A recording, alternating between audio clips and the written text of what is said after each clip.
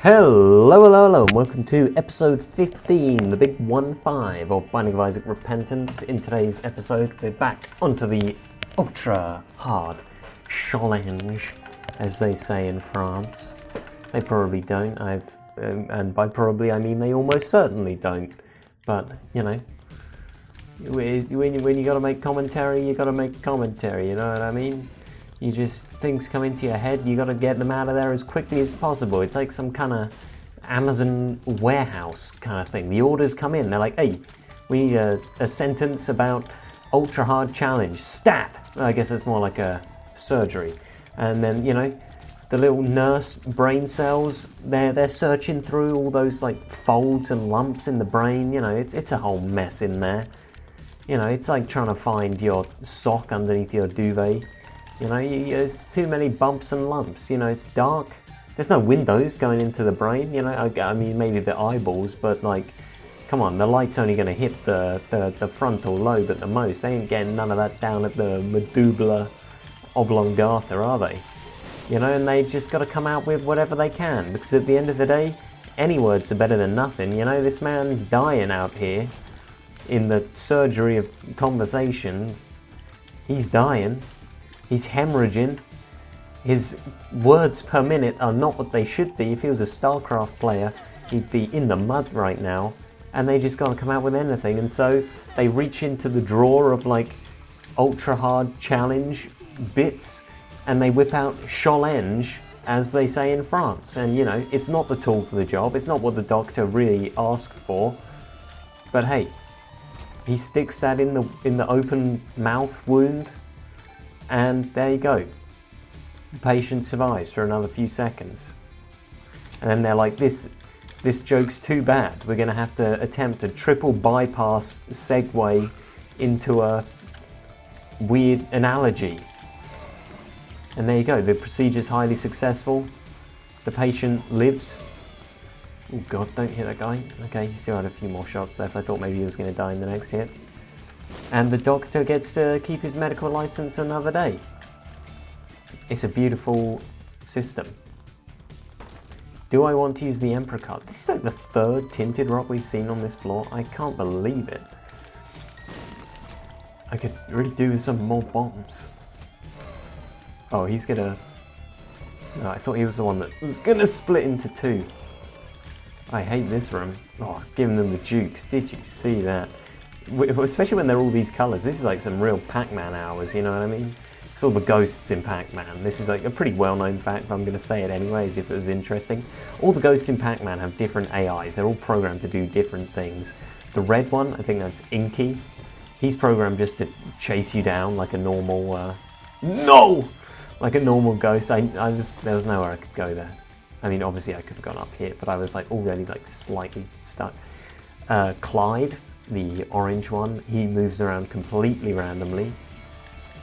Pinky, I think Pinky tries to be like 3 spaces ahead of you or something, I don't know. Yeah, Pinky's trying to get to the space that's 3 spaces ahead of you right now. And then Inky is somehow trying to corner you. I don't know how his programming works. It's something like that. There's some YouTube channel that explains all that stuff, and sadly I can't remember the channel's name, so I can't plug them here. Not that it matters, because, you know, if you're getting your recommendations from me, he's missing out on like maybe one, on a good day, he's missing out on one possible exposure, you know? An exposure of 1, please. You walk into the restaurant of fame, and you say, "Oh, I'll have the large exposure, please, with extra." Shit, my brain just doesn't. This is why I couldn't be an improv kind of guy, you know. I just can't think of the. I know what I want to say, I know what it means, but I can't think of the word. I'll have the large exposure, please, with extra controversies, thanks. That's what I wanted to say. It would have been actually, I think, decently funny. No talk shows. No talk shows. I'm not a huge fan of talk shows. I would like to remove that from the order. Do I want to Do I want to... this joke is dead in the water, I can't do it. Maybe there's something, there could be, I kind of like it though. That could be part of my routine, you know? I've been watching a lot of Seinfeld. I don't know, why am I doing like this kind of like almost gangster voice? Like, hey, I've been watching a lot of Seinfeld, the sitcom recently, and it's, you know, it's really got me into, doing some stand-up comedy. I really want to do it a little bit, you know? I don't know why I'm doing that voice, but I am, so... Maybe that could be one of my new routines if I actually sat down, properly thought about it for a while, got it all written out. The restaurant of being famous. You know, trying to be famous it's a little bit like going to a restaurant, you know? There's different people want different kind of routes to getting famous, you know? There's different ways that you can go about it, much like different items on a menu. You know, you got some people and they're like, oh, I'd like the large exposure with extra controversy, please. And then you got some people who are like, oh, no talk shows for me. I can't stand talk shows. They give me gas. That's terrible stand-up. Here's a little nugget of knowledge from me to you, okay? If you ever see me, like one night only, seen it advertised, I've got my own comedy show, don't go. Just don't go to it. It's not worth it, my friend. It'll either be stolen material or bad material. Maybe even both. Small rock? Nope. No small rock. Tell how we spent 6.5 minutes just on this floor. I guess it is doubly big, but still. Stapler, it's damage up. What am I going to complain about damage up now? What am I? Going to complain about damage up? No, of course I'm not. Get this man. Get these little things he shoots out. There we go, it wasn't that bad. Jesus juice, more damage up. Not a lot, but some. And some is always better than none. Unless it's a bad thing, in which case it's better to have none of it. I'll have it none of it. Or is it? You know, sometimes I think it's good to do things, put yourself in situations that you know are bad, or like do things that you know are bad for you, just so you can get a good story out of it for later, you know? Maybe. I think there could be something in that. Okay, the ladder. Hey, it could help us get some consumables. Or something, you know. It's not terrible. Not amazing. If we get any kind of flying, it becomes instantly useless. But hey ho.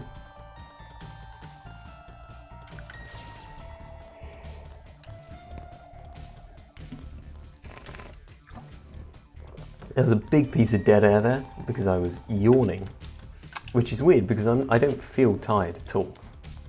I did go like for walkabouts earlier today, but you know, normally that actually like va-va-vooms me, you know, it invigorates me rather than making me tired.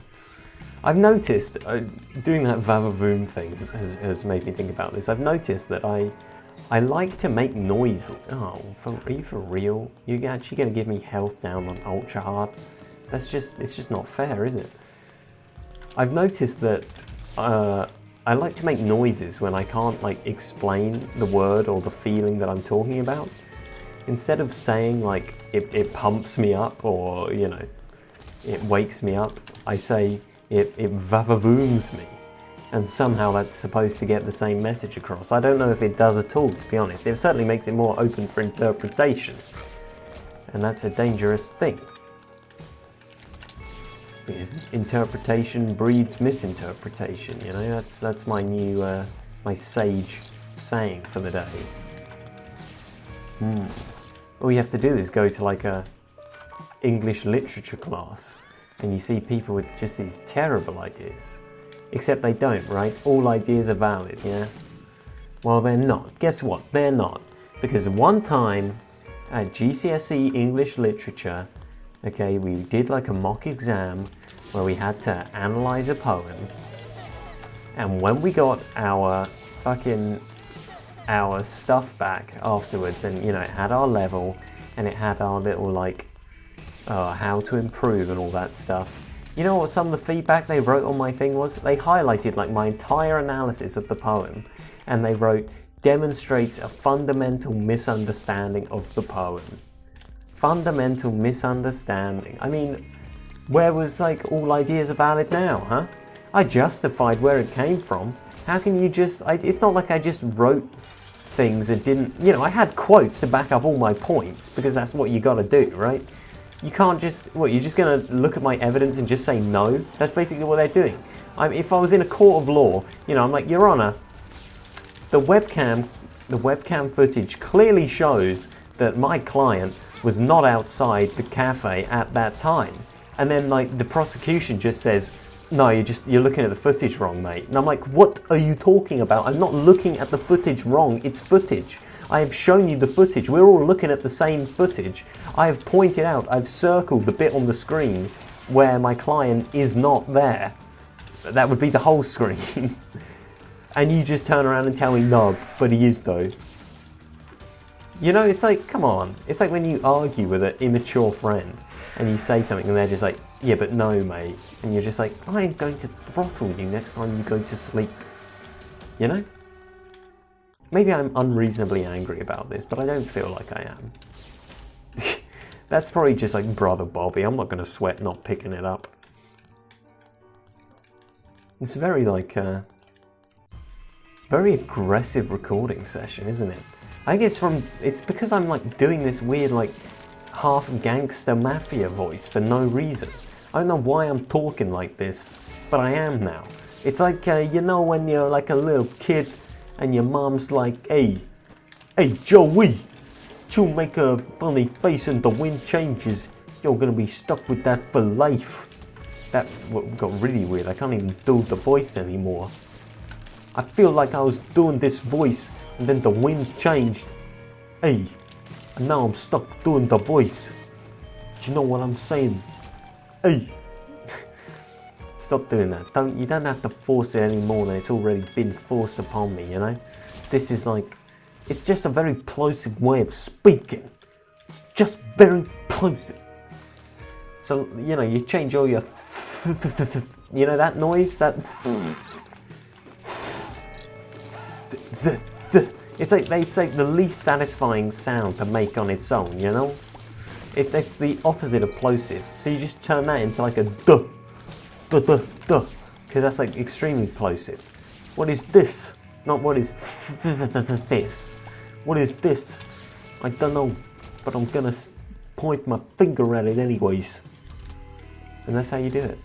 That's how you do a weird kind of half gangster voice. It's very strange. I don't know why this is. I genuinely don't know why I'm doing this today. Oh my god, this is interesting. I have no idea how this really works, to be honest. I'm very confused as to how this is working. I don't think I like it either. Oh, it's speed up now instead of speed down. That means it's actually a purely good item. What did we get from our item rooms this floor? Bumbo and marked.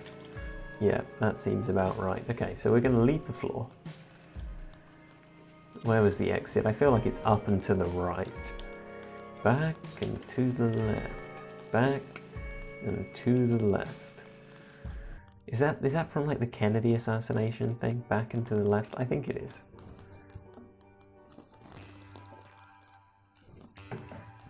We've seen that vignette 10 bajillion times. We don't need to see it again. We've got some good angel deal precedence. Maybe we just go and... No, we can't go and fight the boss now because we'll miss our item rooms as it is mother. He can fly? He can fly. And pass through walls? Is that normal? They can't normally do that. Why did that happen? I feel extremely cheated. Why would I expect that to be able to happen? Hey, Sprinkler could actually be pretty fun with Tech X. It would be really cool if all the Sprinkler shots went in the same direction as the marked shots, wouldn't it? Wouldn't that be something? Wouldn't that be something? This room should be... No, it won't be easy, because they turn into fucking Cubonius when they die. But apart from that, it would be easy. That's probably why it isn't just that. Because this is... What is it? Just normal depths? Yeah, depths. Hey, at least it isn't like Necropolis, or like dank depths. Let's try and look on the bright side, you know. That burnt penny coming in handy. Kind of. Oh, counterfeit coin is definitely worth a bomb and a key. Ooh. Please be really good. It is pretty good, to be fair. Why have we stopped shooting? Okay. Don't know why we don't automatically shoot all the time now. But, you know, it's easy enough to overcome, I suppose. Somehow we didn't take damage there. Oh, Placenta came in handy. Placenta's pretty good in Ultra Hard, eh? This is where we want loads of red hearts now.